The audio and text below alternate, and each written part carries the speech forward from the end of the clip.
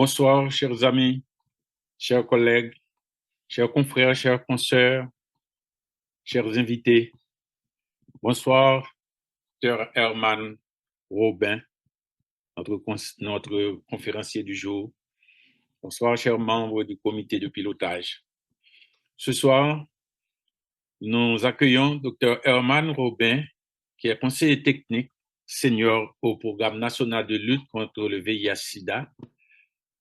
Et nous sommes très contents parce qu'il a accepté de nous présenter l'état des lieux de ce programme en Haïti et les perspectives pour une amélioration de la situation de la population vis-à-vis du VIH-Sida.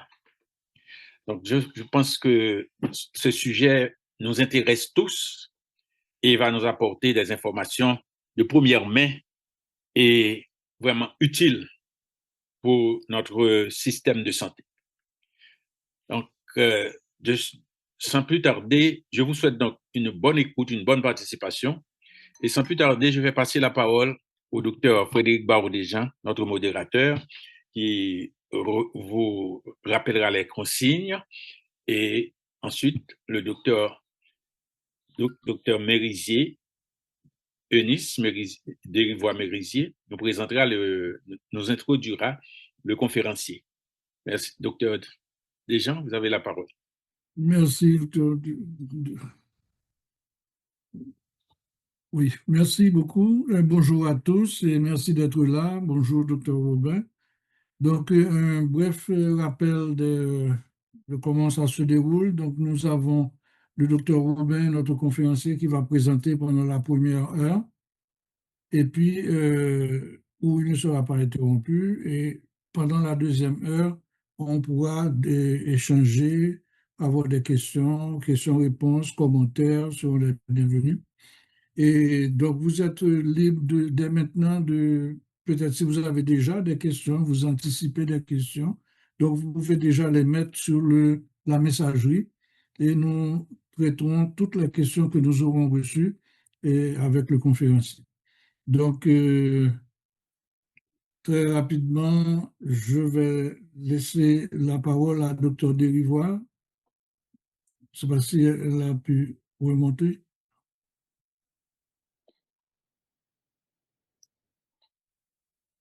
Donc, à la place du docteur Derivoire, on va présenter le docteur Robin. Ou bien docteur Judith pouvait le faire. Docteur Exantus, ça va? Oui, bonsoir à tous. Oui, docteur Desjean. Ok, mais bon, alors, merci. Et je te laisse la présentation du docteur Robin. D'accord. Donc, nous avons avec nous le docteur Herman Garcia Robin, qui est diplômé en santé publique et en gestion de projet. Il a une longue expérience de plus de 35 ans. De 1985 à 1991, il a travaillé au ministère de la Santé publique de l'État de Floride. Pendant 7 ans, de 2005 à 2012, il s'est principalement consacré à la lutte contre le VIH-Sida et la tuberculose en tant que directeur du programme VIH-Sida pour AIDS Healthcare Foundation et le Management Sciences for Health, travaillant sur 161 établissements de santé répartis dans les 10 départements sanitaires du pays pour la prise en charge adéquate des besoins des personnes vivant avec le VIH. À la fin de ce projet, le nombre de sites de prise en charge des patients avec VIH est passé d'une vingtaine à 183. Le docteur Robin est actuellement conseiller technique senior au ministère de la Santé publique et de la population, plus précisément au sein du bureau du Programme national de lutte contre les IST, le VIH, SIDA et les hépatites B et C, où il est adjoint à la coordonnatrice technique du programme. Grâce à son travail de plaidoyer auprès des initiatives du Fonds mondial de lutte contre le VIH, la tuberculose et le paludisme, un financement a été obtenu pour 3 ans, de 2015 à 2017, puis ce financement a été renouvelé de 2018 à 2025. Ce financement vise à fournir des services de prévention, des soins, des traitements et un soutien psychosocial aux personnes séropositives appartenant à ces populations. Le docteur Robin a coécrit plusieurs publications sur les normes et la prise en charge du VIH-Sida. Il a élaboré de nombreux documents stratégiques relatifs à la mise en œuvre des services nécessaires en réponse aux besoins des personnes vivant avec le VIH-Sida en Haïti. Il a également mené plusieurs études sur la situation et la riposte au VIH-Sida en Haïti en collaboration avec d'autres auteurs. Il a participé à de nombreuses conférences internationales avec des exposés sur la prise en charge et le traitement du VIH-Sida en Haïti, ainsi que sur les plateformes de collecte de données du programme haïtien de lutte contre le VIH-Sida. Le docteur Robin est titulaire de 2 diplômes en hygiène publique et hygiène hospitalière de l'École de santé publique de l'Université libre de Bruxelles, puis il a étudié la santé publique et l'épidémiologie à l'École de santé publique de l'Université de Miami de 1985 à 1987. OK, bonsoir tout le monde. C'est un plaisir d'être avec vous tous.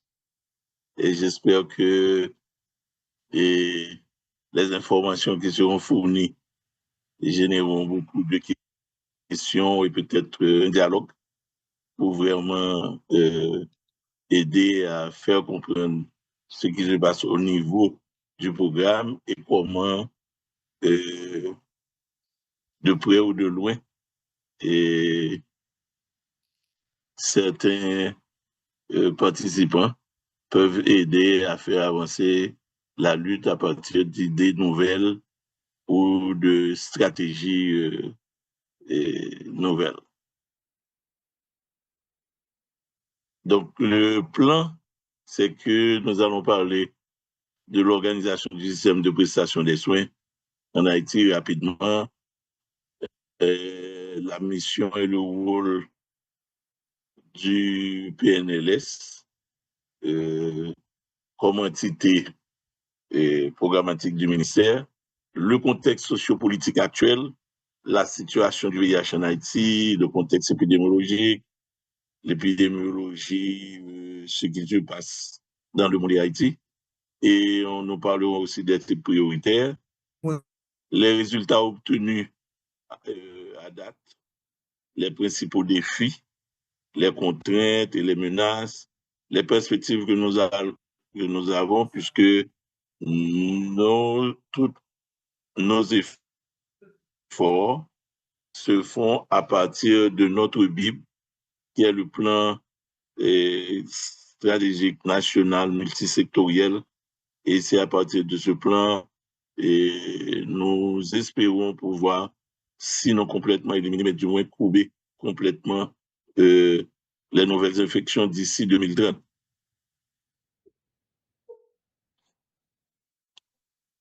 Le système haïtien de soins offre des services formels à seulement 47% de la population.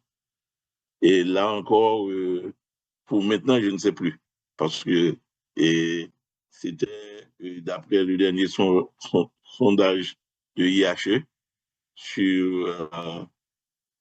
en 2018.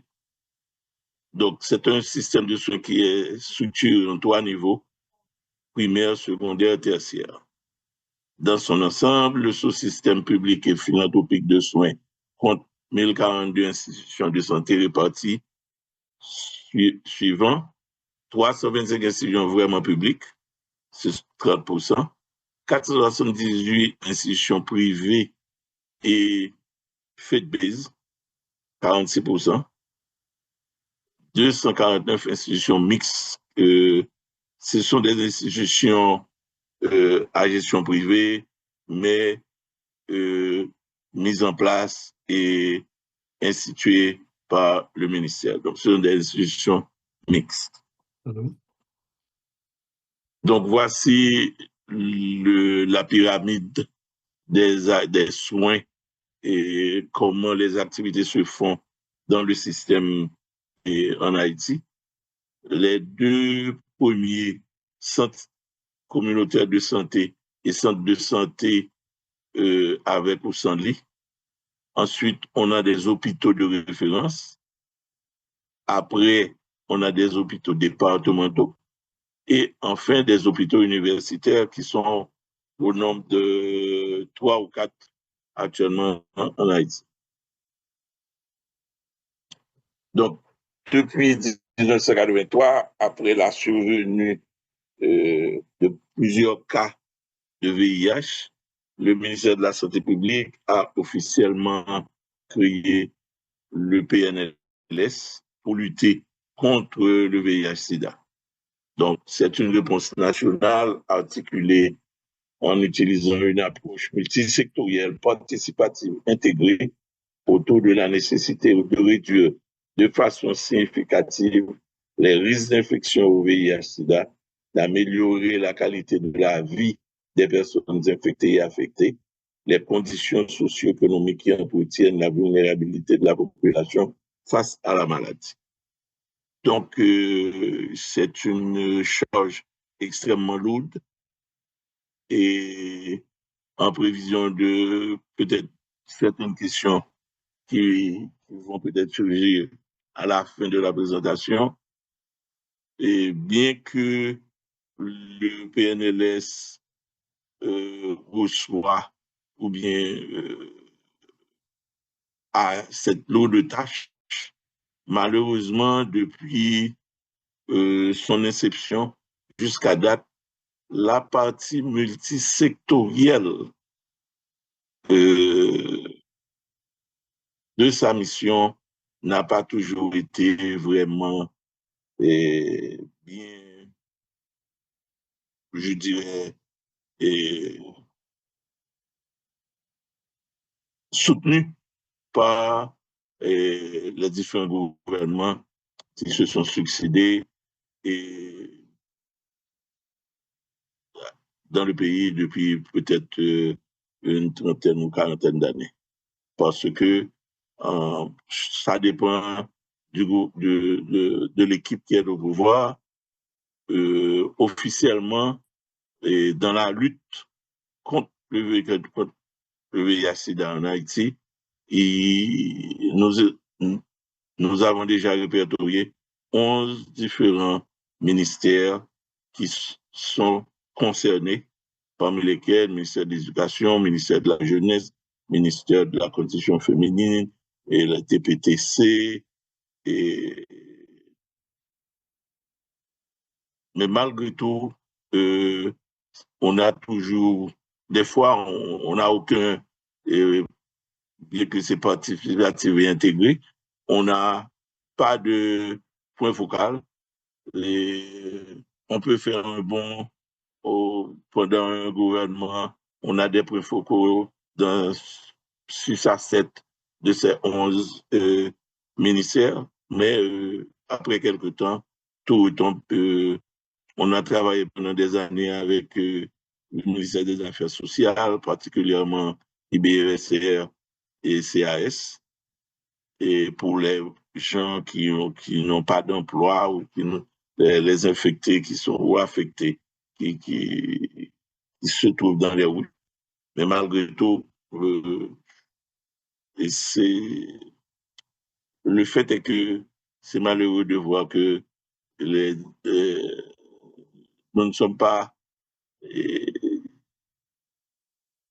nous ne sommes pas conscients ou nous ne prenons pas conscience de l'importance de la santé pour nos frères et sœurs. Donc, c'est ça le problème. Donc, la coordination technique du PNLS, c'est une entité qui relève du ministère. Responsabilité globale de planification, la mise en œuvre et du suivi de toutes les activités du secteur santé dans la lutte contre le sida à travers tout le pays. Donc, comme je disais antérieurement, la coordination doit élaborer le plan stratégique national multisectoriel. Il y a un rôle normatif et de régulation conforme au mandat actuel des directions centrales et a pour mission de coordonner les différentes interventions devant concourir à l'atteinte des différents impacts et effets prévus par le PSN. Donc, quelle est la situation pour nous? Selon la dernière EMUS, enquête de mortalité de mobilité utilisée, fait par IHE en 2018, les jeunes de 15-24 ans ont des comportements qui leur font courir des risques élevés de contacter le VIH. 38% de jeunes filles de cette même tranche d'âge ont une connaissance complète du VIH, contre 36% de jeunes hommes. Donc, je profite pour dire que il y a 3 mois, on a fait un sondage superficiel dans différents points chauds de la communauté et nous avons trouvé que 38% des jeunes garçons de 14 à 24 ans ont au moins un contact homosexuel, déjà un contact homosexuel au cours des 5 dernières années. Donc, voici la situation antérieurement, OK, jusqu'en 2024. Jusqu'en 2024, on avait un total d'environ 181, 183 institutions à travers le pays, depuis des dispensaires jusqu'aux hôpitaux universitaires qui fournissaient des services aux patients infectés et affectés. Maintenant, globalement, dans les Caraïbes, l'ONU-SIDA estime qu'il y a plus de 340 000 personnes. En Haïti, et en 2024, l'estimation était de 150 000. Et à ce moment-là, nous représentions 44% de la population infectée dans les Caraïbes en parlant des autres pays et sans les Amériques latines. Épidémie, c'est une épidémie généralisée, focalisée, parce que plus de 1% des personnes positives sont des femmes. Et on a aussi c'est focalisé parce qu'il y a beaucoup de populations clés, les ASA, les transgenres, les professionnels de sexe. OK? Donc, la prévalence à ce moment-là, en 2024, était de 2,2% en 2017. Mais autour de 2024 et pour entrer en 2025, nous sommes passés à 1,7%. La prévalence est plus élevée chez les femmes, 2,3%, que chez les hommes. Elle est plus élevée chez les veuves et les personnes divorcées ou séparées. Donc, 14%, 6,8%. La prévalence chez les jeunes de 15-24 ans est de 0,65 chez les filles, contre 0,37 chez les garçons. Ça, c'est le spectrum de 2025. Près de 3/4 des PVIH sont âgés de 25 à 54 ans. La couverture des ARV à la fin de 2024 est de 88%. Le nombre estimé de nouvelles infections VIH est à 5800 et le nombre de décès est autour de 2200.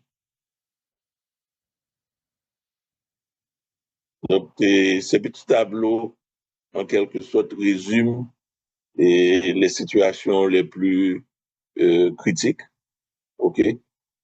Et 1% en ensemble des jeunes, mais 1,1 chez les jeunes femmes, 0,9% chez les jeunes hommes et 4,5% chez les jeunes en rupture d'union et 9% pour une raison qui n'a pas été vraiment complètement élucidée. 9% des PVVIH sont des voldorisants. Donc, comme nous avons dit antérieurement, les jeunes femmes en rupture d'union constituent ont une forte prévalence, 7,1%, tandis que celles en union sont à 2,9%. Les célibataires sont à 0,5%. Si on compare avec les gens qui n'ont eu aucune scolarisation, c'est à 5,9%. Au niveau primaire, il est à 1,3%. Au niveau secondaire, il est à 1,8%. Donc, parce que les gens pense que c'est pas vraiment, il n'y a pas un gros problème sérieux de santé avec le VIH. Donc, cette carte d'Haïti montre un peu plus comment sont réparties les différentes prévalences au niveau des 10 départements dans la population qui avait été estimée à 11 807 228. Donc, si on fait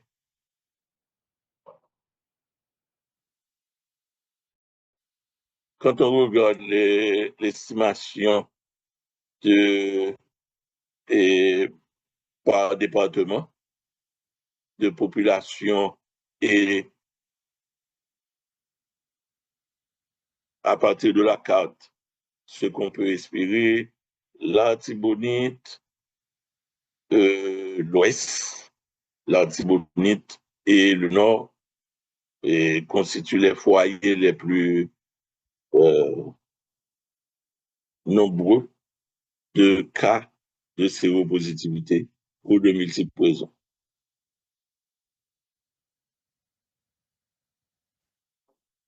Cependant, quand on fait l'étude des nouvelles infections comparées au décès, nous voyons qu'on a ce qu'on appelle en statistique un bec de loup, une gueule de loup.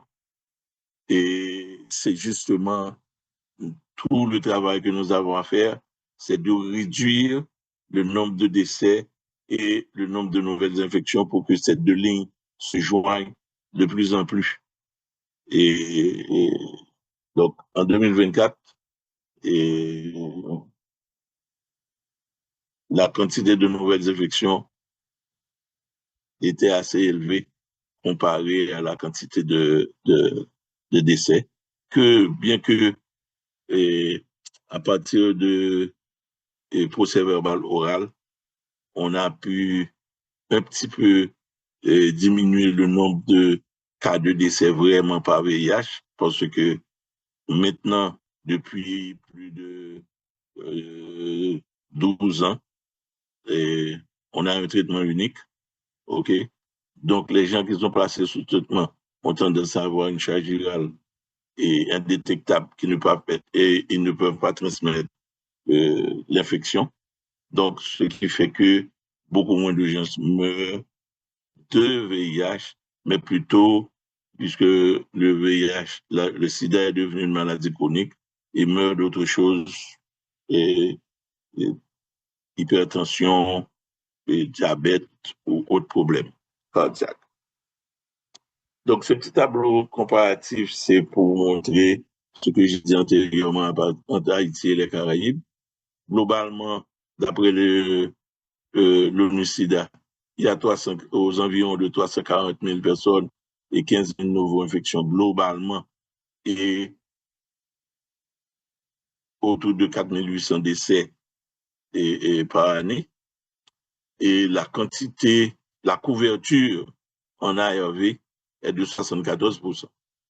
Donc, Haïti est à 1,7 et la quantité de personnes ayant l'infection est estimée à 150 000. Le nombre de décès est à 2200, est chuté. Nous avons une bonne couverture en ARV et malheureusement, on a une bonne couverture. On détecte beaucoup plus, de plus en plus de personnes avec différents types de stratégies. On en parlera de ça un peu plus loin. Et donc, ce qui fait que le premier 95 est bien rempli.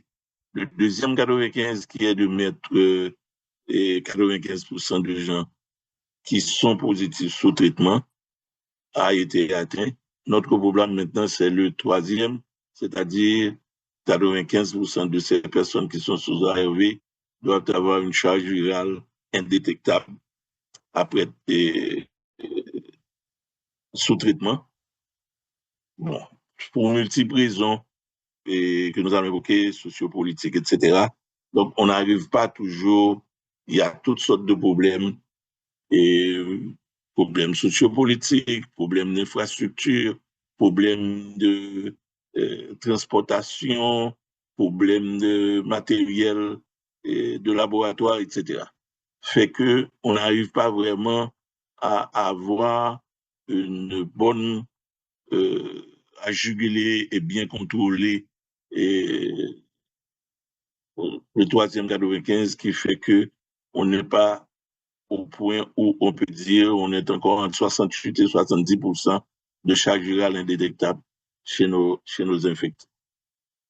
Et j'ai voulu mettre le Bahamas, qui, bien que comparativement à Haïti, c'est beaucoup plus petit que Haïti, mais ils sont passés de 3%, 3,5% en 2020 à 1% en 2024. Donc, c'est pourquoi j'ai mis ça là. Maintenant, qu'est-ce qui s'est passé?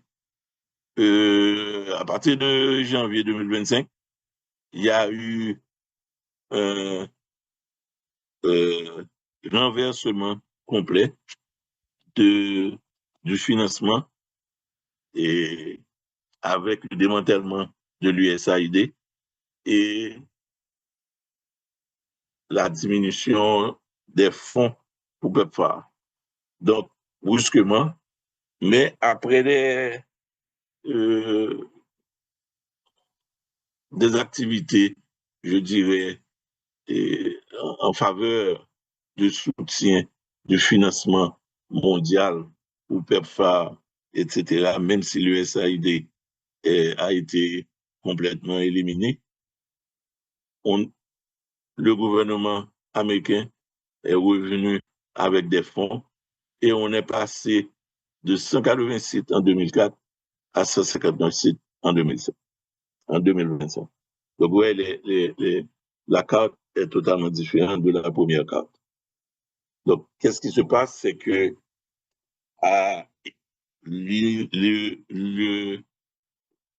l'USAID n'existe plus. Ce qui existe maintenant, c'est GHSD, c'est Global Health Security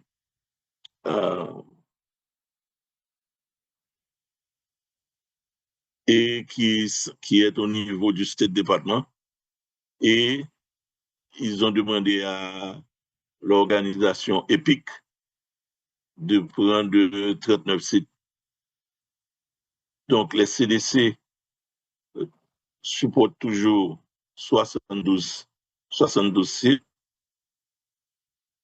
Et il y a 14 sites qui sont à la fois supportés par CDC et Fonds mondial. Enfin, il y a 34 sites que Fonds mondial supporte uniquement. Donc, pour les estimations maintenant de 2025, le nombre estimé est toujours à 150 000. L'incidence, on pense que c'est d'après Spectrum, c'est 0,5. Okay? La couverture en PTME est faible, mais ça va améliorer de beaucoup. On est passé aux environs de 35-40% entre 2020-2022 et on est à 58%. Donc, nombre de décès estimés, on espère de 1300. Nombre de cas de décès rapportés est de 2041, parce que c'est ce qu'on a au niveau de MESI. Nombre de nouveaux cas estimés est de 5800. Nombre d'enfants de moins de 15 ans est de 6800.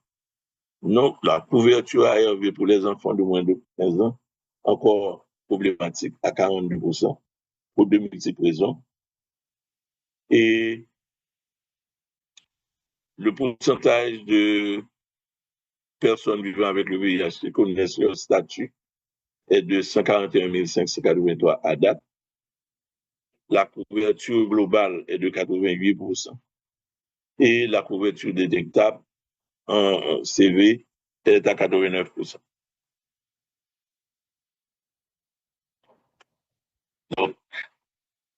si nous regardons les chiffres, d'après plusieurs enquêtes qui ont été menées, voici les populations où nous avons les problèmes les plus chroniques. Donc, les professionnels de sexe, ok, les ARSA, les transgenres. Les ARSA, c'est les hommes qui ont eu des relations sexuelles avec d'autres hommes, même s'ils ne se considèrent pas comme transgenres ou comme homosexuels. Donc maintenant, c'est bouclé comment la prévalence est répartie. Les professionnels de sexe sont à 8,5%, les ARSA à 9,4% et les transgenres à 34,8% selon les dernières études menées par IBBS, qui est l'index de comportement sexuel des gens. Donc, nos cibles prioritaires de ce fait deviennent les jeunes des deux sexes, de 15 à 24 ans, la population féminine globalement de 15 à 49 ans, la population masculine de 15 à 59 ans, les détenus, particulièrement les hommes, les ARSA, les OEV, les femmes enceintes, les professionnels du sexe et leurs clients.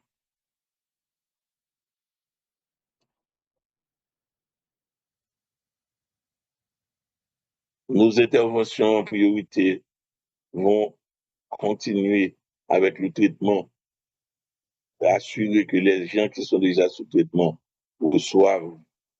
continuent à être traités, parce qu'on doit faire face maintenant à un problème psychologique qui arrive à tout patient qui souffre d'une maladie chronique et qui néglige souvent de prendre leurs médicaments, parce que prendre des médicaments à vie est un petit peu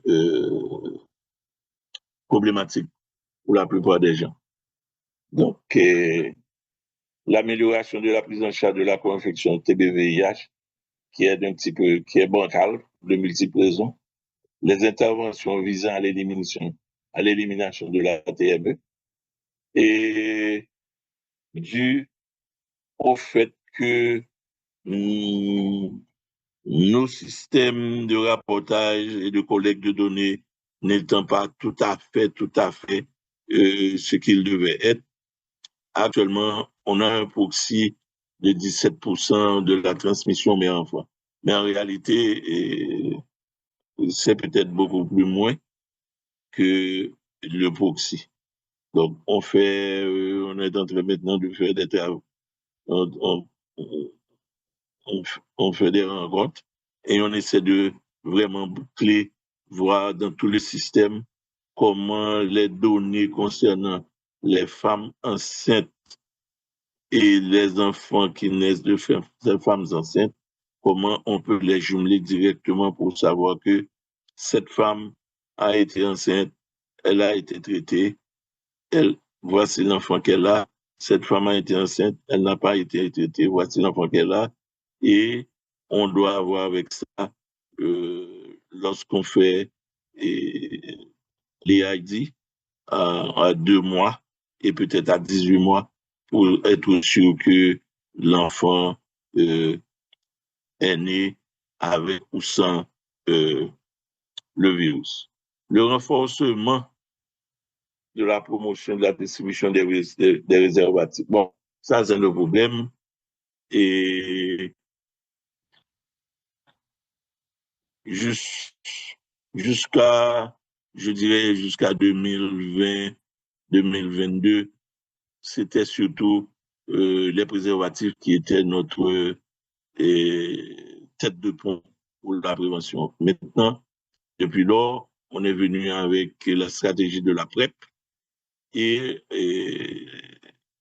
on espère que éventuellement Et avec le financement de cette année, on aura le Lenacapavir injectable et 2 injections par année pour les gens qui sont susceptibles d'être infectés. Encore, comme priorité d'intervention, on va continuer avec le changement de comportement qui sera focalisé sur les populations clés, notamment les jeunes, les professionnels de sexe et leurs clients, les ARSA, les femmes enceintes.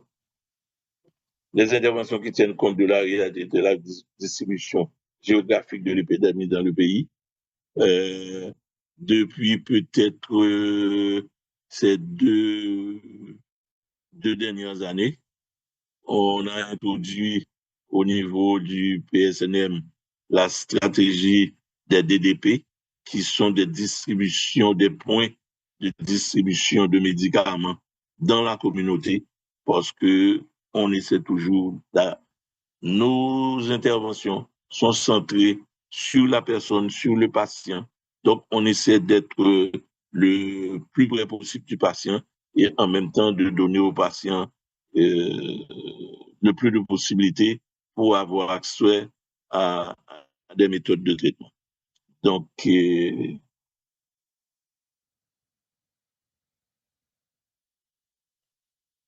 nous faisons des efforts pour que les directions centrales participent de plus en plus. Et Dr. Alfred, Jean-Patrick Alfred a l'habitude de dire que le problème de la coopération externe est interne. Donc, je dirais la même chose.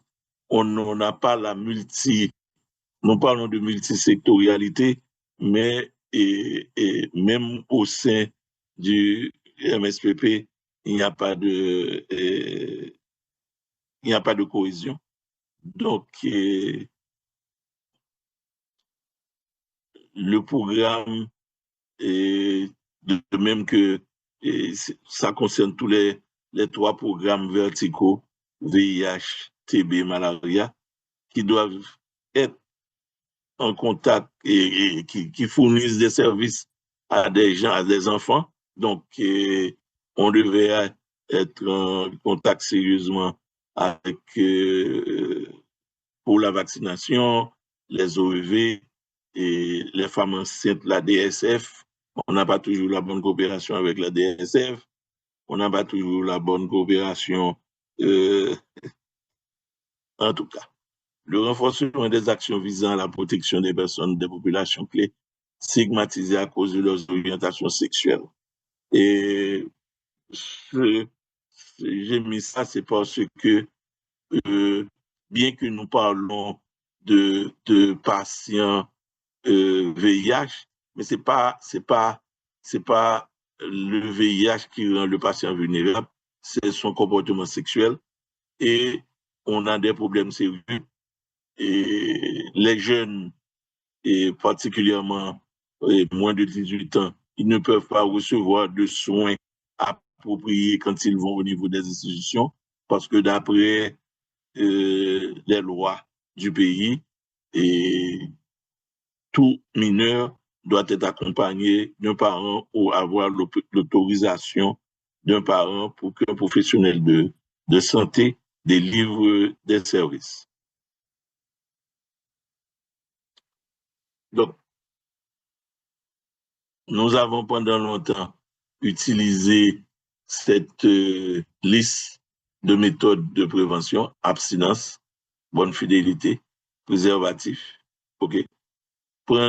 Essayer de faire notre possible pour avoir les femmes enceintes, dès qu'elles arrivent au niveau des institutions, à être testées et mises sous traitement. La PEP,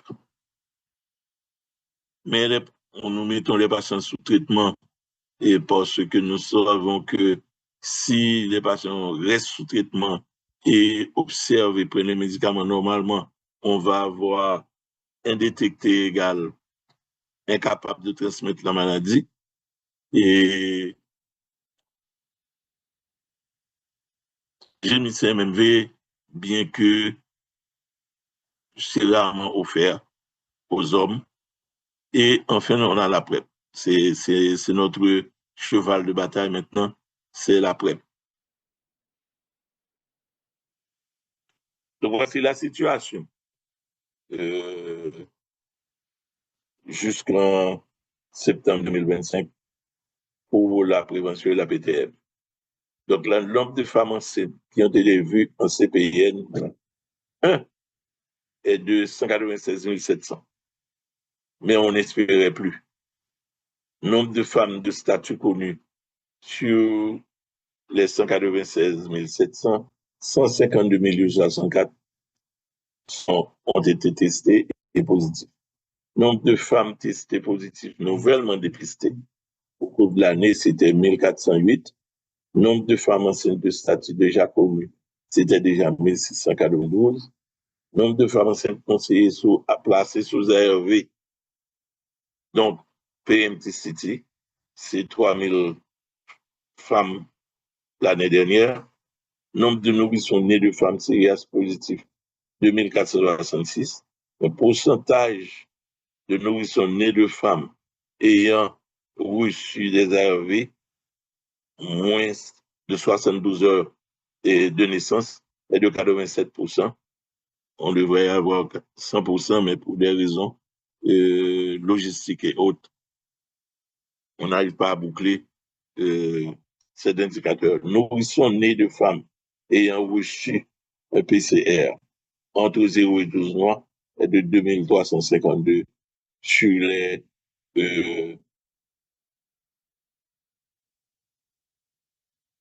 2466. Nourrissons confirmés VIH positif par PCR, 90 sur 2352.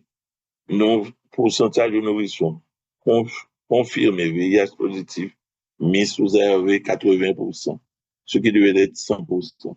Ouverture en PTM globalement est de, comme j'ai dit antérieurement, 58%. Nombre de personnes maintenant pour la PrEP. Nombre de personnes nouvellement roulées sous PrEP, l'année dernière était de 9738. Et pour son quantité de population, de représentants de population clés, que nous appelons les KP, était seulement de 4650. Donc, maintenant, traitement ARV, nous avons placé 9915 personnes sous ARV l'année dernière. Nombre de patients qui sont sous ARV globalement était de 121 000, plus de 121 000 patients. OK? Patients actifs sous ARV, dont nous avons les empreintes digitales jusqu'au 30 septembre 2025, était de 107 526. Nombre d'enfants qui sont sous ARV, 2851. La couverture du traitement ARV pédiatrique était de 42% seulement. Donc, nous avons introduit cette stratégie en 2012, en 2015, d'utiliser parce que nous n'avons pas de bonnes données civiques. Donc, on a voulu utiliser la biométrie et les empreintes digitales. Et bon, on a fait des avancées et malheureusement, on est toujours en dessous ou en dessous de ce que nous aimerions faire, 42,8% et seulement 79% pour les patients qui sont sautés. En termes d'infection TB-VIH, il y a beaucoup, je suis disponible pour toutes sortes de questions concernant le problème TB-VIH. Pour de multiples raisons, on n'arrive pas vraiment à boucler tout ce que nous devrions faire. Ouverture de tests VIH chez les patients TB est de 94%. Nombre de cas incidents de TB liés au VIH recevant tard et traitement était de 58%. Pourcentage de TBVIH sous ARV était de 83% en 2024.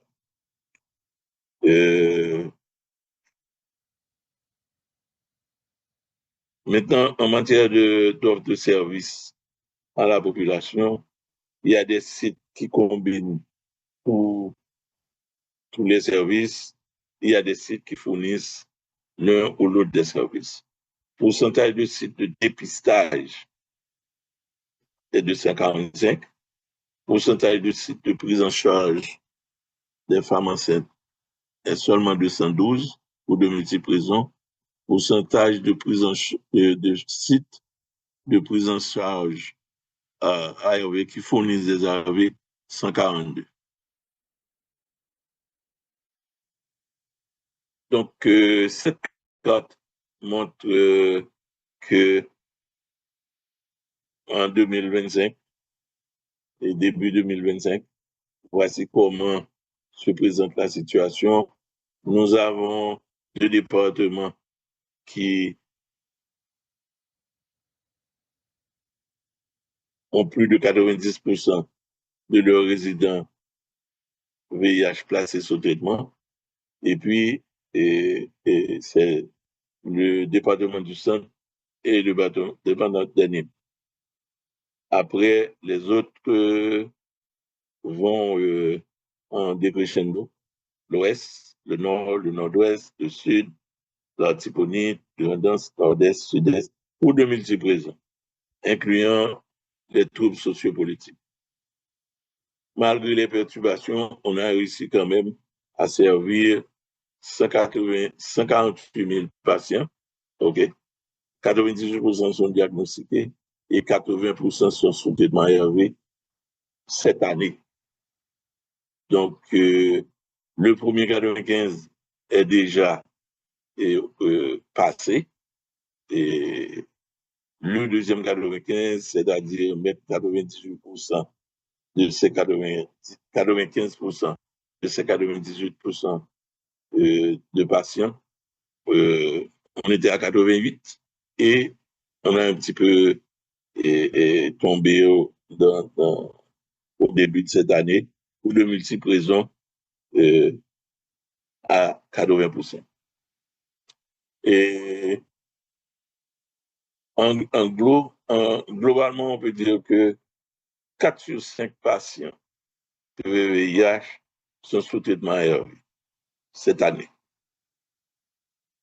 Donc, on a réussi à, encore une fois, on était à 127 830, OK, qui est beaucoup plus proche des 150 000 que nous espérons et que nous avons estimé, mais dû à des situations de fin de 2024 et de début 2025, pour de multiples raisons, on est tombé à 120 000.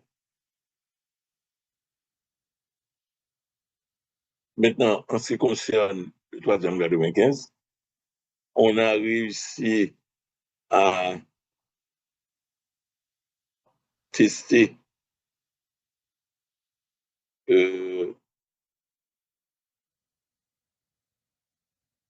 63%, on fait la charge virale pour 63% des patients et 70% de ces patients sont en suppression virale et indétectables et ne peuvent pas transmettre la maladie. Maintenant, voilà ce qui se passe chez les jeunes de 0 à 9 ans et de 10 à 24 ans. La situation est un petit peu beaucoup plus problématique. OK? Sur 4 599 enfants estimés ou espérés, donc seulement 46% sont diagnostiqués, 31% de ces 46% sont placés sous ARV et seulement, ou du moins plus de 75% ont eu une charge virale et 876, soit 25%, sont indétectables. Cascade de soins et de traitement pour les 10 à 24 ans. On se débrouille comme on peut. 11 597 avaient été espérés ou estimés. Donc, 9 558 ont été diagnostiqués, soit 92%. Et 68% de ces 92% sont placés sous ARV. 66% ont reçu une charge virale et 55% sont indétectables.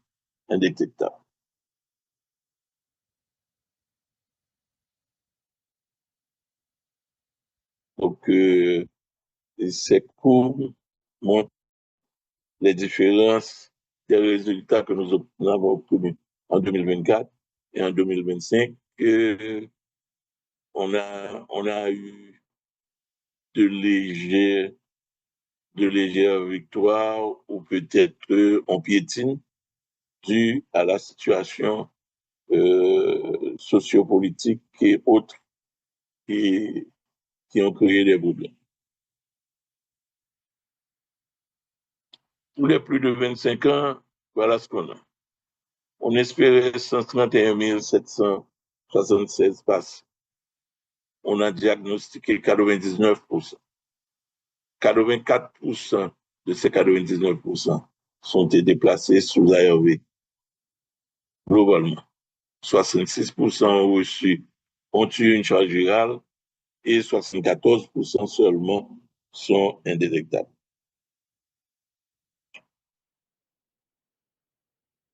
Donc, notre Bible, comme j'ai dit antérieurement,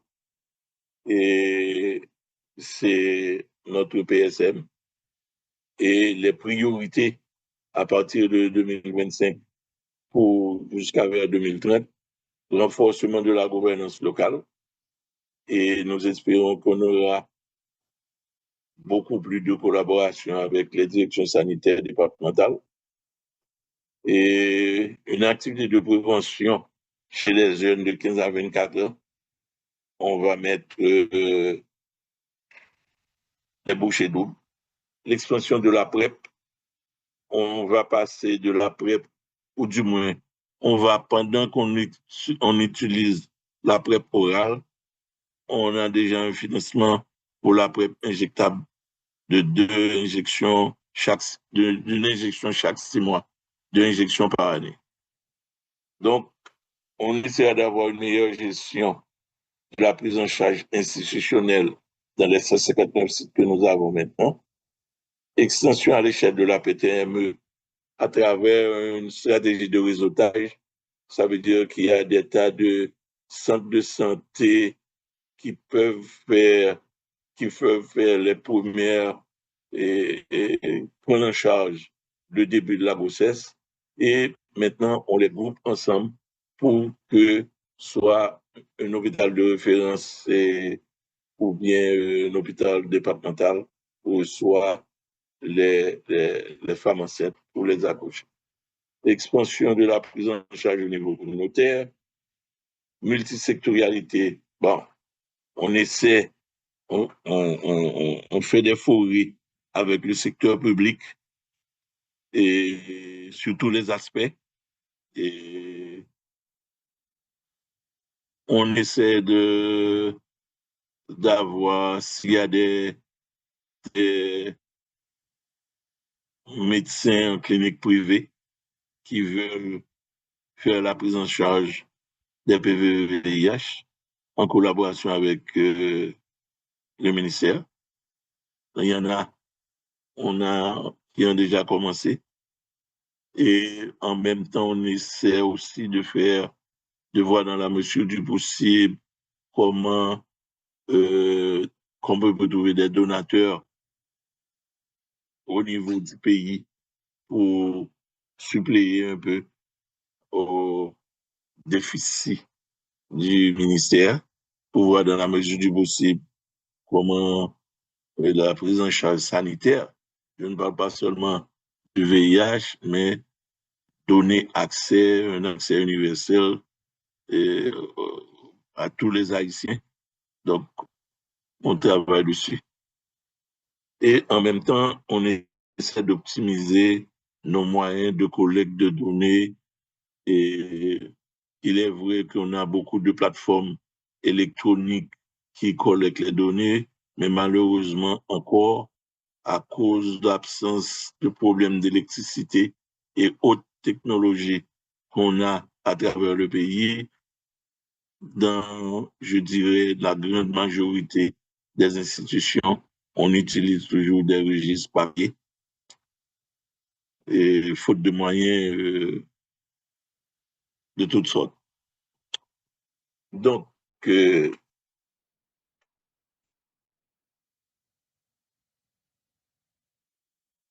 nous allons nous focaliser sur la multisectorialité, le renforcement du système de santé. Actuellement, et depuis l'année dernière, le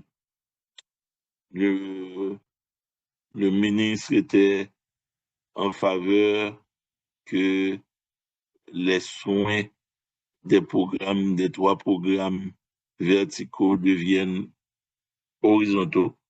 Donc, il n'y aura plus un programme VIH, un programme TB, un programme malaria.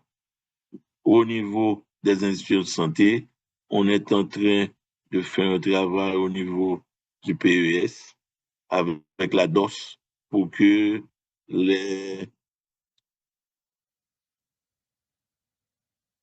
au moins, dans un premier temps, 148 institutions vont pouvoir fournir des soins à tout patient et détecter tout patient, que ce soit VIH, TB ou malaria. Et donc, c'est de là qu'on va. En même temps, on fait un travail sérieux pour l'adhérence au traitement, non seulement avec les patients, mais à l'aide de patients intelligents, à l'aide de agents de santé et qui fournissent des conseils aux patients. Au niveau de la communauté, on parle de plus en plus d'avoir une prise en charge communautaire. Donc, enfin, le programme connaît des difficultés liées aux troubles sociopolitiques et à la violence des gangs qui compromettent les efforts consentis pour l'accélération de la réponse au VIH. Les enjeux sont de taille. Toutefois, des efforts sont en train d'être faits au plus haut niveau de l'État pour augmenter l'investissement dans la lutte contre le VIH. Nous remercions tous les acteurs qui ont permis au programme de tenir, en particulier la société civile, qui se met en bon avant-gardiste pour apporter sa contribution en vue de poursuivre l'atteinte de l'objectif des 3,95, que le VIH ne sera plus considéré comme une menace de santé publique d'ici 2020.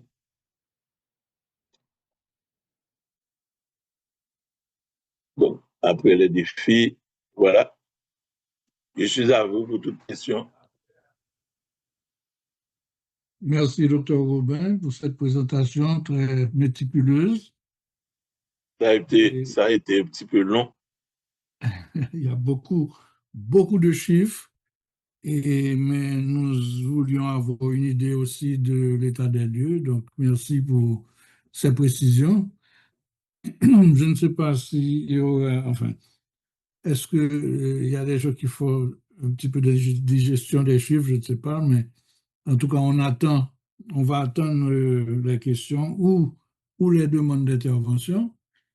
Et donc, j'espère que ça ne va pas tarder. Déjà, il y a une question, parce que justement, comme tu as donné beaucoup de chiffres, mais la question c'est que au-delà des chiffres,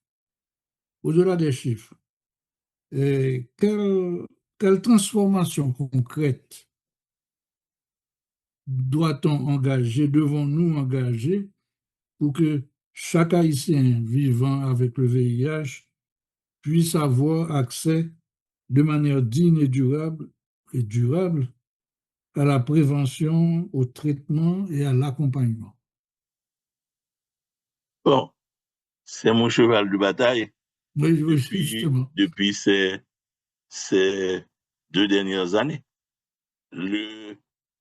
Quel que soit le responsable, les gens, le gouvernement doit savoir que la santé est une priorité pour les Haïtiens et doit augmenter le budget national pour le budget du MSPP. Depuis, OK, les représentants des gouvernements, je ne sais pas le nom, du gouvernement haïtien, ont été à l'ONU et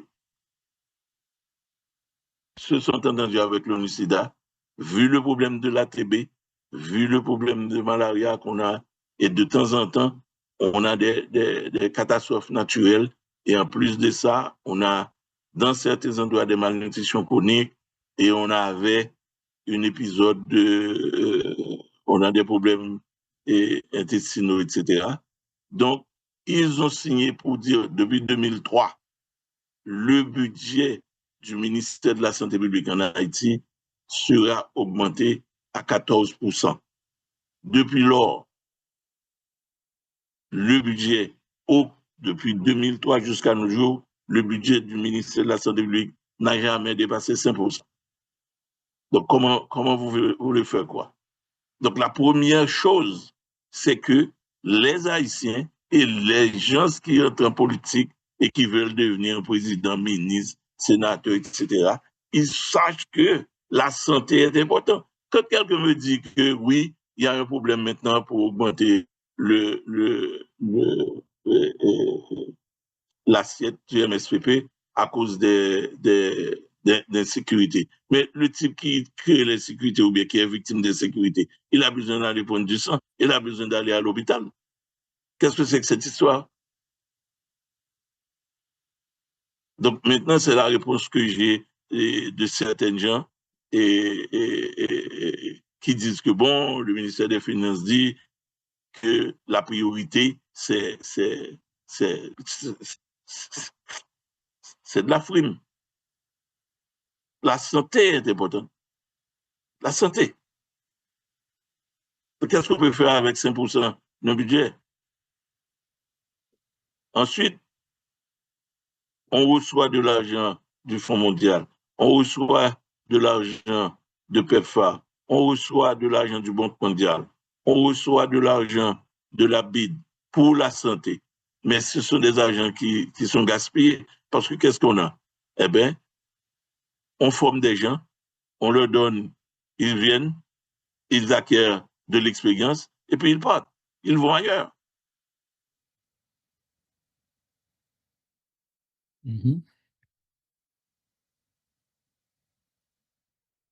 D'accord, merci du commentaire. Mais alors justement, question concrète, est-ce que c'est possible justement? On sait on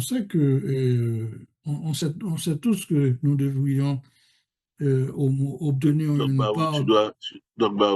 tu dois ouvrir ton micro un petit peu ou bien le volume. Ah, est-ce que ça va mieux là? Ah, ça va beaucoup mieux. Ah, merci. Désolé. Non, mais je disais que justement, en corollaire à cette question, à ce que tu viens de dire, justement, parce que on sait tous qu'il faudrait quand même que le MSPP obtienne un budget un budget digne de ce nom, vu les problèmes de santé publique que nous avons. Mais est-ce que ce serait possible d'avoir une idée de ce que représente le budget du MSPP par rapport à l'investissement qui est fait dans le programme pour le VIH-Sida? Non, le comportement des dirigeants du MSPP vis-à-vis du VIH est totalement asinine parce que le MSPP ne met pas d'argent dans à part peut-être je ne sais même pas si le ministère met de l'argent au niveau du malaria. Mais malaria, TB et VIH, le MSPP ne met pas d'argent. Il y a certains gens qui sont employés et la contribution du MSPP à date de 2003 jusqu'à nos jours, ce sont l'évaluation faite à partir des institutions qui fournissent les soins. Donc, quand le gouvernement ou bien le ministère dit oui, nous avons 10 ou 15%, on parle des institutions, des bâtisses, des centres, et peut-être deux ou trois, quelques centaines de prestataires. La majorité des prestataires sont payés par les sérieux. Et ça crée un problème. Ça crée un problème, animosité entre travailleurs de santé, parce que lui, il touche une misère au niveau de la santé publique et il pense que vous touchez, vous avez la pactole qui vient du blanc, que c'est vrai ou pas. Et maintenant, quand le patient arrive, et le patient arrive à une institution de santé, la personne qui a été recrutée avec le fonds PEPFAR ou bien le fonds mondial pour fournir les soins TB ou VIH, quoi que ce soit, et bien si la personne n'est pas là, la personne qui est là, même si c'est une infirmière, un médecin, quoi que ce soit, vous dit non, je ne vois pas, il ne va pas voir le patient. Donc on a un problème sérieux. On a un problème sérieux. Oui, oui, c'est sûr. Mais toujours dans l'aspect de prise en charge, on a, dans tous ces chiffres-là, mais je n'ai pas l'impression qu'on a tellement parlé de cet aspect. Qu'est-ce qu'il en est de la prise en charge psychosociale des patients? Bon, encore une fois, au début, et jusqu'en 2012, l'aspect psychosocial a été plus ou moins considéré par, spécialement par PEPFAR. On avait des psychologues. Ensuite, on avait ce qu'on appelait des conseillers thérapeutiques. C'était des patients VIH et qui avaient une certaine éducation scolaire, qui ont été formés et qui travaillent avec les gens jusqu'en 2012. Mais à partir de 2012, parce qu'avant ça, il faudrait un entreposage différent des médicaments VIH comparativement aux médicaments qui sont à la pharmacie. Donc, puisqu'il y avait un entreposage différent, il y avait quelqu'un qui est responsable et cette personne faisait office de conseiller thérapeutique pour encourager les gens à arrêter ce traitement. Donc, il n'y a jamais eu vraiment une étude sérieuse qui a été faite pour voir quelle a été la différence entre cette période de 2004 jusqu'à 2012, quand les médicaments, quand le patient devait prendre 20 capsules 3-4 fois par jour, et quand brusquement, à partir de 2012, ils ont une seule capsule à prendre. Et à partir de ce moment-là, PEPFAR a décidé, l'USGTIM, OK, USAID et CDC ont décidé que, premièrement, puisque les médicaments peuvent aller en pharmacie, on n'a plus besoin d'un entrepôt spécial et on n'a plus besoin du conseil thérapeutique. En même temps, dans les institutions, il y avait des travailleurs sociaux et il y avait des psychologues. Mais ils ont dit, bon, ils ne vont plus fournir de l'argent pour les psychologues. On a quand même, tant bien que mal, sauvegardé quelques travailleurs sociaux, mais ce n'est pas dans tous les endroits où on a des travailleurs sociaux. Donc, l'aspect psychologique des patients ne sont pas pris en compte du tout. N'est pas pris en compte du tout depuis 2012. OK. Alors, merci de ces réponses. Je rappelle à nos participants que s'ils veulent intervenir, ils peuvent soit Mais ils doivent lever la parler main. plus fort que ça, donc. Oui, et je J'ai rappelle, des difficultés à entendre. OK, je rappelle à nos participants qu'ils peuvent lever la main pour une intervention ou bien mettre leurs questions ou commentaires sur la messagerie. Et je ne sais pas si, je crois, Nathalie, je ne sais pas si Nathalie avait une intervention qu'il voulait faire. Stop sharing. Merci Oui, et je remercie le docteur Aubin s'il te pour sa plaît. présentation et je n'ai pas d'intervention particulière à faire, sauf que je vois que malgré une situation difficile, le programme fait de son mieux pour survivre et apporter du service à la population et c'est ce qui importe. Merci. D'accord, merci. Bon, ce qui arrive,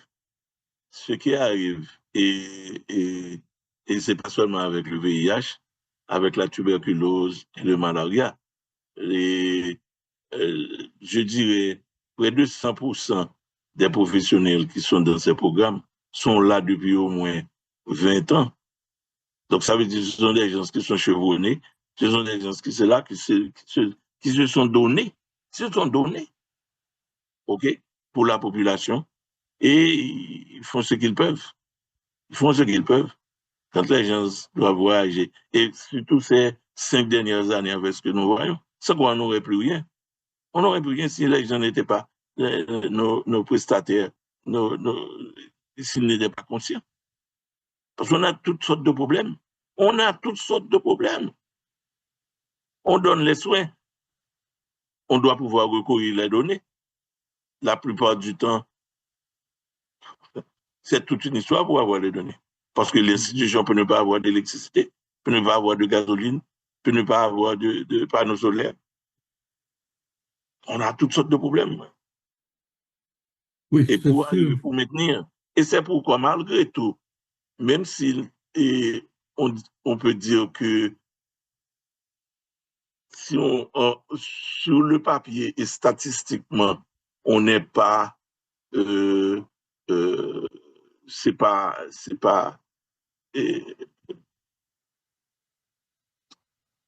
comme ça devrait être, mais les bailleurs, ils voient que nous faisons un effort incalculable. Et c'est pourquoi ils disent, bon, OK, on va continuer. Mais depuis cette année, après cette histoire avec le gouvernement Trump, PEPFAR et Fonds mondial décident qu'ils vont aller et ils forcent le gouvernement, le ministère, je ne dis pas le gouvernement, mais le ministère, et à travers le ministère, le gouvernement haïtien, pour prendre en charge sa population. Ça veut dire que jusqu'à 2028, on va recevoir de l'argent plus ou moins adéquat pour notre budget. Et à partir de 2029, ce sera fait selon un modus operandi qu'on n'a pas encore décidé. Est-ce que c'est 80, 20, 70, 60, 40, quelque chose de ce genre? En 2030, après 2030, il n'y aura plus PEPFAR, plus Fonds mondial. Et si les Haïtiens ne comprennent pas ça, ça n'a rien à voir avec moi, ou avec Joe Blow, avec c'est la population haïtienne. Les gens veulent venir gouverner, ils veulent venir frapper leur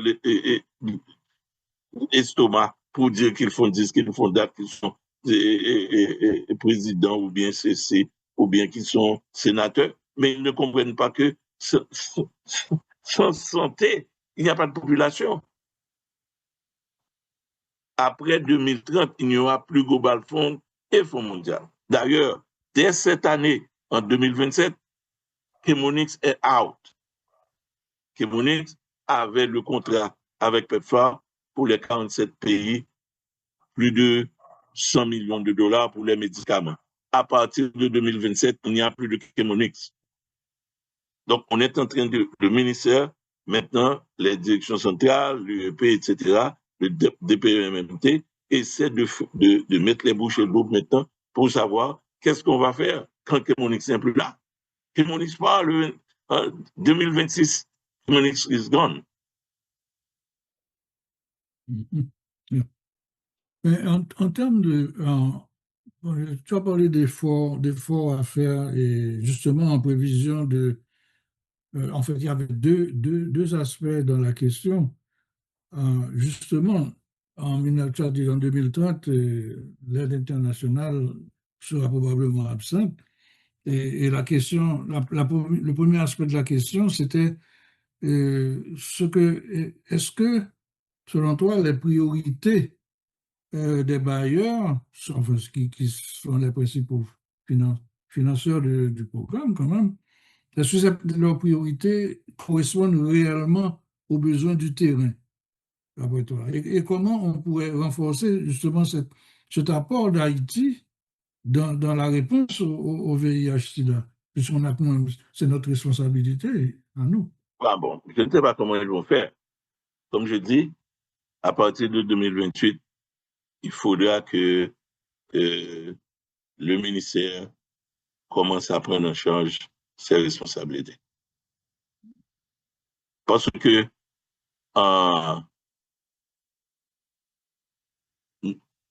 jusqu'à date, le bailleur peut dire « je vais financer ceci, je ne vais pas financer cela ». Mais le bailleur ne nous a jamais dit quoi faire, quoi ne pas faire. Parce que c'est le MSPP. Le MSPP, c'est le MSPP qui dirige, c'est le MSPP qui prend les décisions. Donc, ce qu'il dit, c'est que on a une politique de santé, ok, pour les 10 dernières années jusqu'en 2030, et on a par exemple pour les maladies transmissibles, on a nos plans nationaux de 10 ans, de près de 10 ans, de 6 ans. Donc, ils disent, OK, nous allons vous financer pour ça, pour ça, pour ça. Pour le reste, vous vous débrouillez. Donc, ils nous ont financé, je dirais, presque tout jusqu'à date de 2004 à nos jours. Ils ont financé pas de manière appropriée pour nos actions.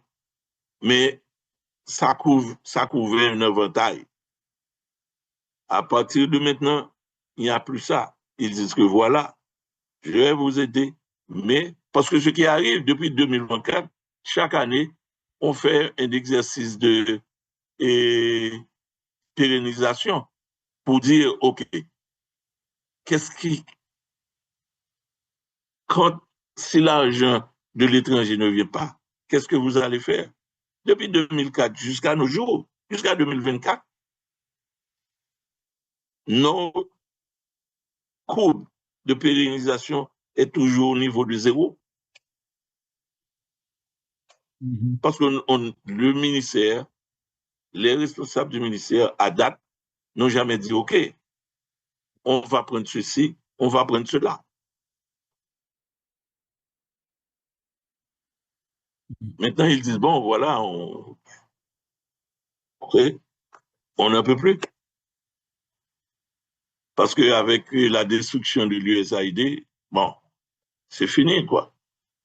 PEPFAR n'est pas, c'est pas un ministère du gouvernement américain. OK? Ce qu'on fait, PEPFAR reçoit de l'argent, ce qui arrive chaque année, les responsables de PEPFAR, à travers le Congrès américain, demandent aux différents ministères américains quel surplus d'argent qu'ils ont, qu'ils n'ont pas utilisé. Et c'est cet argent qu'on donne à PEPFAR. Donc, en fait, parfois, PEPFAR ne sait même pas la quantité d'argent que PEPFAR va avoir. Donc, c'est pourquoi, quand vous demandez un argent à PEPFAR vous dit, bon, il faut attendre. Et c'est à partir de cet argent-là, on va dire, bon, on distribue, parce qu'il y a 47 pays. Pendant ce temps, vous dites que vous n'avez pas d'argent pour fournir des soins à vos propres compatriotes. De l'argent est gaspillé avec des voitures, de toutes sortes de choses. Le blanc est là, il regarde. Le blanc est là, il regarde. Et vous commandez pour vos propres citoyens. Si vous dites que vous voulez gérer ce pays, que vous voulez occuper un poste officiel dans l'État, c'est pour qui? C'est pas pour vous, c'est pour vos concitoyens. Mais vous vous voulez complètement de vos concitoyens. Il y a une diapo qui m'a intéressé dans ta présentation. Ça concernait les nouvelles infections et le taux de décès, je crois. Il y avait deux courbes depuis le début. Depuis la gueule de l'eau. Oui, mais alors, alors, je ne sais pas si moi j'ai été intéressé par ce graphique. Pourquoi? Parce que quand même, ça montre que du début à date, il y a quand même une progression, ou du moins une diminution. C'est normal. On était jusqu'en haut, il y avait beaucoup de gens qui mouraient, il y avait beaucoup de gens qui étaient infectés. Maintenant, on a fait des efforts au cours des 20 dernières années et on a diminué. Mais ce que l'ambassadeur Nkangasson nous reproche, c'est qu'on est toujours trop large. La gueule de loup, on doit devenir un bec de poule. Mais alors, concernant justement cette progression, enfin, du moins cette diminution quand même constante d'une année à l'autre, et je me disais que j'ai évalué à peu près à 2000 la différence de nouveaux cas, mais du début, depuis le tout début, et ça fait une période de 15 années. Et il y a un résultat, oui, est-ce qu'il y a un problème d'efficience? Est-ce qu'il y a quoi? Est-ce qu'il y a un problème d'efficience? Parce qu'il y a les résultats. Oh oui, bien sûr, il y a un problème. Il y a un problème d'efficience. Il y a un problème d'efficience. Comme j'ai dit, avec les difficultés. Par exemple, c'est de ça que tu parles? Oui, tout à fait. Alors, on voit qu'il y a une baisse constante. Il y a une baisse. C'est du positif. C'est simplement que c'est sur une période quand même assez longue, 15 ans pratiquement. Et justement, on aurait peut-être aimé avoir une chose plus rapide, une courbe descendante plus rapidement. Plus rapide, oui. Il y a. Particulièrement si compte les nouvelles infections. Oui. Et il y a un autre aspect aussi, mais toujours dans le renforcement. Parce qu'il y a quelque chose aussi que tu as dit j'ai trouvé c'est intéressant comme approche, parce que il se trouve qu'au niveau du forum médico-chirurgical, une de nos préoccupations ou un de nos soucis, ou du moins un de nos objectifs, c'est de diminuer ce gap qu'il y a entre le public et le privé. Et là, je crois t'avoir entendu dire que justement, le programme fait un effort particulier en direction du secteur privé et pour justement un renforcement de l'effort. La collaboration publique-privée nous a toujours été l'un de nos efforts. D'abord, on a essayé entre 2000, aux années de 2012-2015, on a essayé d'avoir quelque chose avec Diesel, ok? Et ça a marché pendant quelques temps, et puis, bon, pour une raison ou une autre, ça n'a pas marché. Et on a fait des présentations aux chambres de commerce. Et la chambre de commerce d'Haïti avec tous les gens là qui font le commerce et qui vendent des choses en Haïti. Bon, et on avait mis, pendant quelques temps, on a eu une coopération avec, oh là là, comment il s'appelle? Il est économiste. Je ne vois pas, non. Ah. Maintenant que je rajeunis, j'oublie des choses parfois. Oui, donc maintenant, qu'est-ce qu'on fait? On rebond à chaque fois. On essaie quelque chose de nouveau. On essaie quelque chose de nouveau. Et maintenant, comme par hasard, on a des anciens responsables, OK, et du ministère qui ont travaillé et ont- avec le programme, OK, et qui disent, bon, voilà, et ils vont voir des patients. Parce que le problème avec TB et VIH, les médicaments ne sont pas en vente en pharmacie. Et n'importe, un médecin ne peut pas dire, OK, je veux voir un patient et délivrer une prescription. Donc ça, un petit peu, on a fait des rencontres avec la CHOG, on a fait des rencontres avec les autres et groupes médicaux, etc., pour essayer justement de les stimuler pour voir, OK, pourquoi ne pas entrer? Mais ça a toujours été un problème parce que pour eux, je ne sais pas, parce que j'ai pas fait de recherche et d'études pour savoir pourquoi ils sont réticents. Mais ce que je présume, c'est une histoire peut-être de confidentialité. OK? Mais maintenant, bon, les gens s'y comprennent mieux. On a 2, 3 médecins qui ont leur clinique privée et qui ont décidé de participer, de voir des patients. Et maintenant, on leur fournit les médicaments et les intrants. OK, OK. Eh bien, merci. Et peut-être la dernière question, parce que là, je n'ai vu rien dans la messagerie. Et la dernière question serait, moi, je crois que c'est très important, cet aspect d'innovation qu'il faut certainement pour nous aider à nous en sortir. Et en termes d'innovation, comment, selon toi, comment renforcer les partenariats avec les universités, les hôpitaux universitaires et les intégrer dans la surveillance et la recherche dans ce domaine? Bon, c'est le même problème.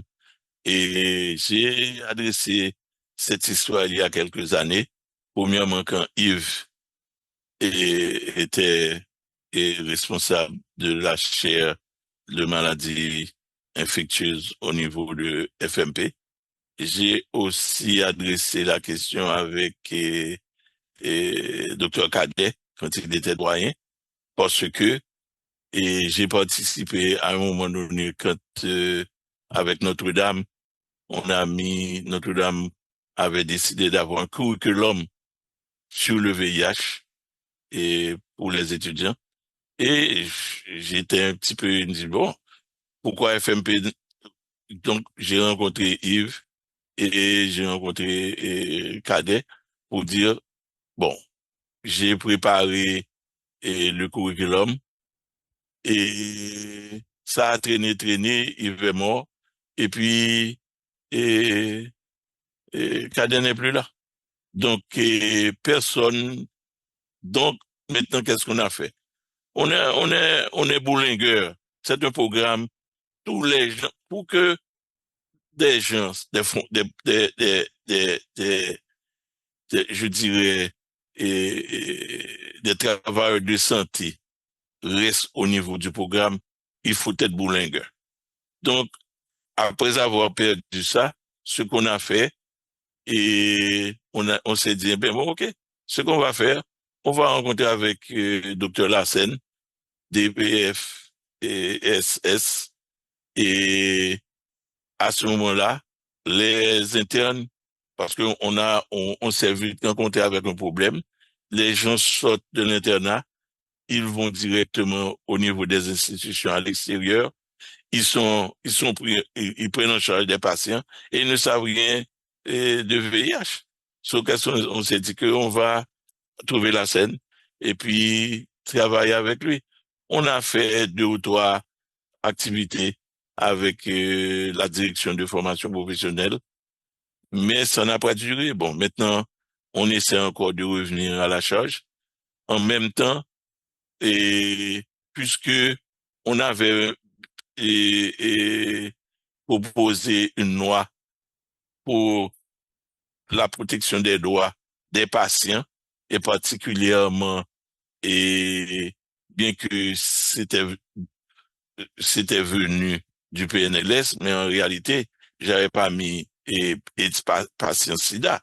C'était tout simplement à cause des comportements, parce que nous voyons que 38% des patients et 42% des patients sont à ça étrangers. Donc, on avait soumis une loi pour dire que bon, il faut respecter le droit des gens à partir des comportements, etc. Et on a eu l'opportunité lorsque Florence, ok, était ministre, on a soumis ça, ça est allé au niveau du Parlement. Ça n'a pas marché parce que on doit avoir des lois. On doit avoir des lois. Maintenant, qu'est-ce qu'on fait? Et on s'est assis tout le long de ce mois, parce qu'on est dans une période de complète chambardement actuellement, parce que le ministre veut que cette histoire de programme transversal, ça doit cesser. Et on doit avoir au niveau primaire, dans les soins de santé primaire, tous les services doivent être offerts, que ce soit VIH, TB ou malaria, et les autres. Donc, on est dans ce chambardement, et il y a des gens qui ont pris l'initiative de s'adresser à des universités pour voir si on peut avoir des psychologues en stagiaire, les gens qui ont fini comme internat et ou bien qui vont en service social. On pourrait peut-être les recruter et pour un siège, pour un stage de peut-être 4 mois pour leur donner la facilité d'adresser des problèmes, au moins, même si c'est pour 4 mois, et quand quelqu'un est là.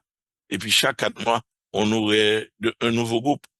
Donc, on travaille sur ça. On est en train d'avoir, parce que, et tant bien que mal, les travailleurs sociaux nous font un travail extraordinaire à travers les 150 sites qui existent. Mais on n'a pas de travailleurs sociaux partout, premièrement, et on n'a plus de psychologues. Et on a besoin de psychologues. Ensuite, au départ, c'était mon cheval de bataille dès le départ. Et le psychologue n'est pas seulement là pour le patient VIH, il est là aussi pour le prestataire. Parce que le prestataire doit émotionnellement affronter et confronter des situations avec des patients qu'il n'est pas nécessairement capable de gérer. Donc, il y a besoin de psychologue. Mais bon, c'est PEPFAR qui paye les psychologues. PEPFAR a décidé que bon, moi, on ne fait plus de psychologues. Ensuite, il y a un autre problème. Après 2012, aux environs de 2015, et PEPFAR a changé sa stratégie. Et puisque on allait vers des soins centrés sur le patient, PEPFAR a décidé il va seulement prendre en considération les institutions qui ont plus de 100 de patients. Toute institution qui dégaine moins de patients, PEPFAR pas de fournir. C'est une raison ça qui fait que nous avons pas d'institutions. C'est le Fonds mondial qui va occuper de ça, qui vient, qui supplée. Le problème, vous comprenez, c'est tout le temps on va rencontrer des problèmes et c'est une raison qui fait que nous pas qu'à vraiment, en pile monde pas veut comprendre ça, ou pas qu'à prendre, nous, au niveau normatif et régulatoire. Donc, nous pas qu'à prendre des blancs-becs qui viennent, qui pas dans le programme, non, et puis c'est qu'on va mettre le niveau comme ça. Donc, c'est pour nous, temps apprendre notre niveau, et puis qu'on a le venir au niveau normatif dans UCMIT, le Saragon bagage que le fait. Parce que tout le temps, il faut servir le travail pour après comment on peut arriver. Par exemple, nous faisons PCPI. PCPI, c'est parce que 6 ans de cela, nous venons réfléchir, moins que nous avons pas paquet de monde qui a vu positif, mais rien n'est fait pour pouvoir à partir des contacts. Donc c'est comme ça oui, que nous avons développé stratégie PCPI. C'est la prise en charge des contacts des patients index. Lorsque nous patients, ou chita patient, pour cajoler, et puis conseiller à mandeli, comprendre, bon mon liste, bon de toi non monde qui ne sait ou qu'on ne fait pas avec lui, ou bien même l'on pas ne fait avec, bon bien avec lui, mais qui qu'on ne même sait avec ou qui fait même bagarre, qui a risque. Ce nous prend moun ça. Et ça te fait ouais qu'on arrive dans niveau, qu'on arrive là. OK. Merci beaucoup de toutes ces réponses. Et on va rester quand même sur cette note positive de cette courbe descendante quand même pour les nouvelles infections. Hein, donc, Oui, c'est extrêmement important parce que, comme on dit, ambassadeur Nkangasson, c'est premier bah aller regarder. Il dit, tout ça, toutes les fois, ça nous dit, toute belle bah, nous dit, nous fait, les paroles, tout autour de l'âge, bagaille, gueule de l'eau, ça, il va les gueule de l'eau. C'est pour nous montrer que nous, si même j'ai nous qu'à diminuer décès, ok, nous sommes de 7 000 à 2 000, ok, c'est pour nous diminuer nouvelle infection retour, pour nous faire nouvelle infection venir à 1 000. c'est l'objectif. C'est l'objectif, yeah. OK. Eh bien, merci sur ce. Moi, je n'ai plus de questions dans la messagerie où il n'y a pas de main levée non plus. Donc, et si je vais passer le micro à Dr. Delaunay.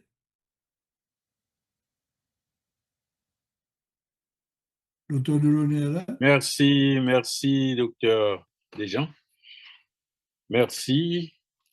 Et on peut arrêter le partage, s'il vous plaît. Oui, docteur, merci. OK. Merci beaucoup, docteur Desjans. Je remercie et je félicite le docteur Herman Robin pour sa présentation. Nous pourrions dire que c'est une présentation fleuve et qui est également truffée de beaucoup de chiffres. Et ces chiffres étaient nécessaires pour nous donner une idée globale du fonctionnement de ce programme national de lutte contre le VIH-Sida. Donc, la question que le docteur Frédéric Barreau-Desjans a posée nous ont encore aidé à voir plus clair dans l'interprétation de différents tableaux qui ont été présentés. Et je pense qu'il y a lieu de retenir un point nécessaire pour l'amélioration de la situation ou encore pour avancer dans la lutte contre le VIH-Sida en Haïti, après tout ce que Dr. Robin nous a présenté comme difficulté, comme challenge, comme menace également. Il nous faut, pour répéter le docteur Joël Dez, la coordonnatrice du programme national de lutte contre le VIH-Sida, il nous faut aller vers l'intégration. Il nous faut aller vers l'intégration et je félicite le ministère qui demande définitivement, encore le ministre si vous voulez, qui demande qu'il n'y ait plus de verticalité d'un programme et que les soins soient étendus dans toutes les institutions de santé. Je pense qu'avec ça, c'est un premier pas, un pas énorme pour aller vers l'intégration et l'intégration également qui doit se faire au niveau de l'éducation des médecins, de la formation. Donc, le cours d'infectiologie doit se faire au niveau de la faculté et dans ce cours d'infectiologie, on pourra avoir la tuberculose, le VIH-Sida, la malaria et beaucoup d'autres maladies infectieuses. Donc, ceci permettra que nos médecins soient formés et soient prêts à intervenir et à collaborer à la lutte contre ces maladies, et particulièrement contre le VIH-Sida. Et des efforts doivent être faits également.